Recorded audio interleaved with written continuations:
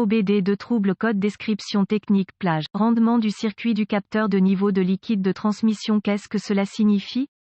Ce code de diagnostic générique (DTC) du groupe motopropulseur s'applique généralement aux véhicules équipés d'OBD2 qui ont un capteur de niveau de liquide de transmission. Les marques de véhicules peuvent inclure Sensi Limited, GM, Chevrolet, Ford, Dodge, Ram, Toyota, Hyundai, etc. Ce code est rare. Le capteur de niveau de liquide de transmission (TFL) est utilisé pour allumer un témoin lumineux sur le tableau de bord en cas de faible niveau de liquide. Lorsque le niveau de liquide se situe dans une plage acceptable, le commutateur est mis à la terre. Lorsque le liquide de transmission tombe en dessous d'un niveau prédéterminé, l'interrupteur s'ouvre et un avertissement bas niveau de liquide de transmission s'affiche sur le tableau de bord. Les capteurs TFL reçoivent une tension de référence du PCM. Le PCM surveille le circuit et lorsqu'il reconnaît que l'interrupteur s'est ouvert, il active l'avertissement de bas niveau de liquide sur le combiné d'instruments. Le code P070B est défini lorsque le PCM détecte un dysfonctionnement dans la plage ou les performances du capteur de niveau de liquide de transmission. Les codes associés incluent P070A, P070C, P070D, P070E et P070F.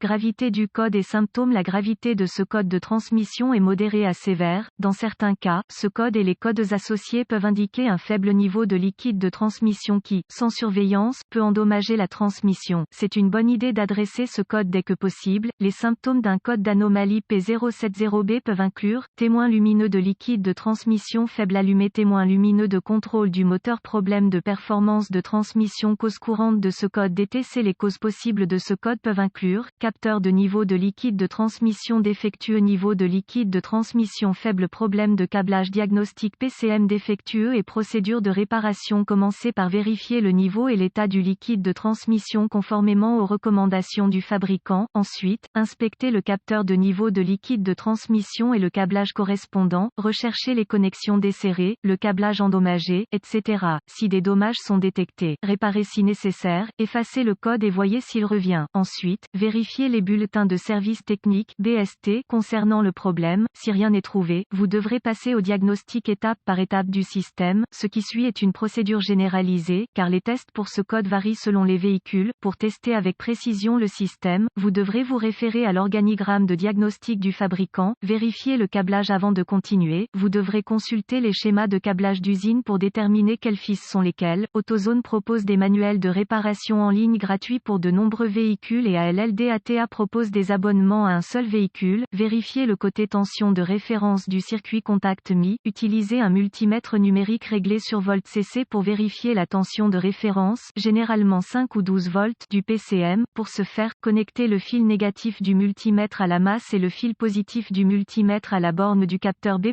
du côté faisceau du connecteur. Si aucun signal de référence n'est présent, connectez le compteur à ohm, contact coupé, entre la broche de tension de référence sur le TFL et la broche de tension de référence sur le PCM. Si le compteur lit hors limite (OL), il y a un circuit ouvert entre le PCM et le capteur qui devra être localisé et réparé. Si le compteur lit une valeur numérique, il y a continuité. Si tout va bien jusqu'à présent, vous voudrez vérifier que le PCM est alimenté. Pour ce faire, mettez le contact et réglez le compteur sur DC volts. Connectez le fil positif du multimètre à la borne de tension de référence du PCM et le fil négatif à la masse. S'il n'y a pas de tension de référence du PCM, le PCM est probablement défectueux. Cependant, les PCM vont rarement mal, c'est donc une bonne idée de revérifier votre travail jusqu'à ce point. Vérifiez le côté terre du circuit contact coupé. Utilisez un multimètre numérique réglé en ohms pour vérifier la continuité. Connectez le compteur entre la borne de terre du capteur de niveau de liquide de transmission et la masse du châssis. Si le compteur lit une valeur numérique, il y a continuité. Si le compteur lit hors limite (OL), il y a un circuit ouvert entre le PCM et le capteur qui devra être localisé et réparé. Vérifiez le capteur. Si tout se vérifie à ce point, le capteur est probablement défectueux.